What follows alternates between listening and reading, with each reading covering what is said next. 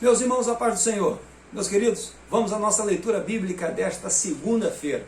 A leitura sugerida para nós hoje encontra-se na primeira carta aos Coríntios, capítulo 12, o versículo de número 4, que nos diz assim: há diversidade de dons, mas o Espírito é o mesmo. O tema sugerido para nós, irmãos, a diversidade de dons.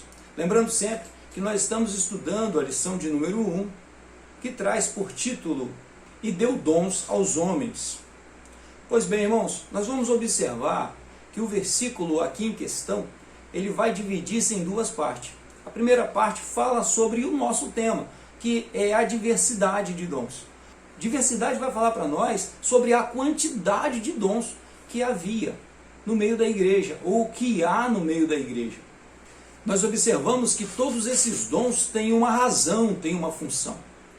Todos eles existem para um propósito, e o propósito é o aperfeiçoamento da igreja. São ferramentas que o Senhor nos dá para desempenharmos da melhor forma o nosso trabalho. Para que da melhor maneira a gente consiga fazer aquilo que é levar a palavra de Deus, ensinar as nações, batizando-as em nome do Pai, do Filho e do Espírito Santo. Para desempenharmos o trabalho espiritual, nós precisamos não de ferramentas deste mundo, mas de ferramentas que vêm do céu, de ferramentas que vêm do reino ao qual nós fazemos parte. Esse reino, um reino de graça, um reino de glória, um reino de poder, um reino que é totalmente diferente do qual nós vivemos aqui na terra. Somos acostumados com as coisas da nossa natureza, somos acostumados com as leis da natureza do planeta a que vivemos. Mas o trabalho que nós desempenhamos na igreja não é desta terra. Não pertence à gravidade desta terra. Não está sujeito ao tempo que aqui está nessa terra. Não está sujeito às leis da física. Portanto, pertence a uma outra realidade. E quando nós falamos dessa outra realidade, a forma de pregar a mensagem que vem desta realidade, que vem deste reino, é segundo as ferramentas que esse reino também nos oferece. E quais são essas ferramentas? Nós vamos ver aqui que os dons que são elencados para nós, por exemplo, o grupo dos dons da revelação, sabedoria, ciência, discernimento de espírito, isso não vai ser encontrado nesse mundo. Isso não vai vir das ciências deste mundo, isso vem dos céus, para a igreja de Cristo. Então a igreja do Senhor Jesus recebe essa ferramenta para que consiga trabalhar da melhor forma o reino de Deus, agindo segundo aquilo que Deus quer para o seu reino. Irmãos, nós vamos ver bastante durante este trimestre o pensamento de que não é segundo o nosso entendimento, não é segundo a nossa inteligência, não é segundo aquilo que nós entendemos que deve ser a obra de Deus. A obra de Deus não está sujeita ao bel sabor dos homens do dia, mas exclusivamente a Deus. Os dons que vêm da parte de Deus, essa diversidade de dons, é exatamente para atender às necessidades desse ser, dessa agência que é a igreja de Cristo, que não pertence a este mundo, mas que é dos céus, mas que vem diretamente de Deus. Quem fundou a igreja? Quem foi que plantou esse projeto aqui na terra? Essa pessoa foi o nosso Deus, foi o nosso Senhor Jesus, quem se despreendeu dos céus e veio para a terra para iniciar esse grande projeto que é a obra de Deus. Então a diversidade de dons é exatamente para que esta obra seja feita da forma como Deus quer que seja feita.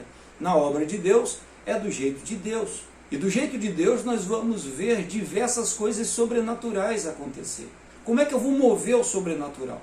Como que o sobrenatural vai acontecer neste mundo? Não depende só de mim. Ou melhor, não depende de mim. Não depende da minha vontade. Depende exclusivamente de Deus. Quando nós vemos o segundo grupo, que é os dons de poder, qual de nós tem a capacidade de curar alguém, irmãos? Qual de nós tem a capacidade de fazer maravilhas acontecer nesse mundo? Qual de nós tem tanto poder mental que consegue mover as coisas de lugar? Isso não existe. Isso não acontece segundo a vontade humana. Por quê? Porque a vontade humana está sujeita às regras do mundo ao qual nós fomos criados. Nós estamos sujeitos à gravidade, nós estamos sujeitos ao tempo, nós estamos sujeitos à química, nós estamos sujeitos à ação da natureza deste planeta. Isso é a nossa realidade. Agora, como agentes dos céus, aí sim nós temos que ter as funções celestiais. Irmãos, qual de nós entende ou consegue interpretar as línguas estranhas? Falando aqui do terceiro grupo. Nenhum de nós consegue fazer isso. Quem fala não sabe o que está falando. Ah, então por que está falando? Porque ele está sendo movido pelo Espírito para falar. As línguas estranhas, por isso o texto vai dizer que edifica apenas aquele que fala, porque nem ele próprio está entendendo.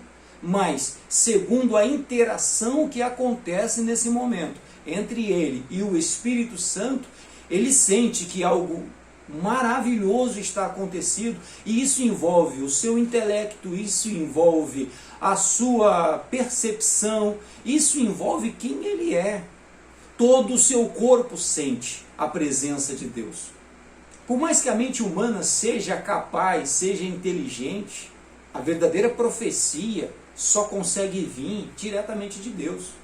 Nós não conseguimos produzir tamanho feito. E olha que muitas mentes se esforçam para fazer isso. Mas nós não conseguimos produzir algo que vem diretamente de Deus. Precisamos que venha de Deus. Dons espirituais são as ferramentas que o Senhor nos deu para fazer a sua obra. Mas tem a segunda parte do versículo. E a segunda parte do versículo nos diz o seguinte: mas o Espírito é o mesmo.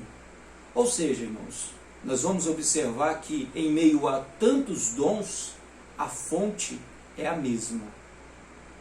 A fonte do milagre não é a minha vida. A fonte da cura espiritual, da cura física, não é a minha vida. Não sou eu, não é a minha vontade.